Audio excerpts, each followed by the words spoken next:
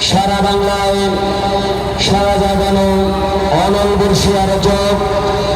খতিবুল উম্মাহ মাওলানা হাফিজুর রহমান সিদ্দিক কুয়াকাটা অধ্যকার মাহফিলে বাদ এশা হযরত আমাদের মাঝে কোরআন এবং হাদিস থেকে সুমধুর কণ্ঠে তাকবীর পেশ করবেন। আপনারা সকলে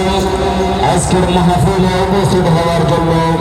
বিনীতভাবে আহ্বান জানাচ্ছি। সম্মানিত এলাকাবাসী, প্রিয় উপস্থিতি, হাইমচর কারুনিয়া ইসলামিয়া মাদ্রাসার উদ্যোগে আয়োজিত আজকের বিশাল ইন্তজামের